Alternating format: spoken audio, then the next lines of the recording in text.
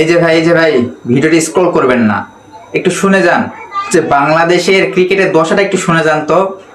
মিরপুরও শেষ, বাংলাদেশের জিতার চাবিকাঠিও শেষ।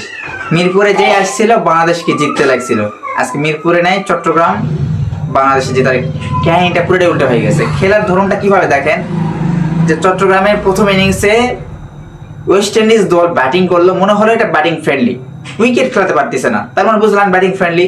যেই প্রথম ইনিংস শেষ, দ্বিতীয় ইনিংস শুরু হয়ে গেলে উইকেট বদলে গেছে, মানে ঝড়ের বেগে উইকেট পাল্টে গেছে। কি প্রথমে শুরুটা করলো দারুণ, তানজিদ তামিম খুব সুন্দর শুরু করছে, তার যে ক্যাচটা অসাধারণ একটা ক্যাচ ধরছে, সুপারম্যান ক্যাচ ধরছে, এই কারণে সে আউটটা গেছে। তারপর লিটন কুমার দাস, তারও যে ক্যাচটা ধরছে অসাধারণ, কিন্তু সে যেভাবে ব্যাট করছে মনে হচ্ছে অনেক কঠিন হয়ে গেছে খেলাটা। এরপর সাইফ হাসান, তার যে ক্যাচটা ধরছে দুর্দান্ত।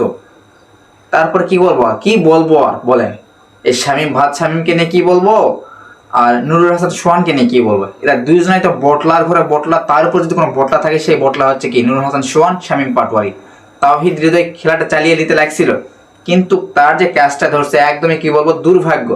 ওই ধরনের ক্যাচ মানে সচরাচর দুই একটা হয় এই রকমের ক্যাচ।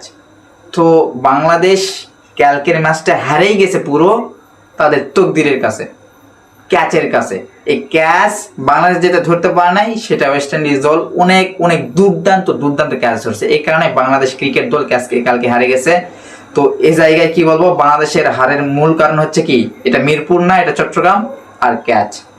এই দুইটা জায়গায় বাংলাদেশ একটু তার ভাগ্যের কাছে হারে গেছে বলাই যায়।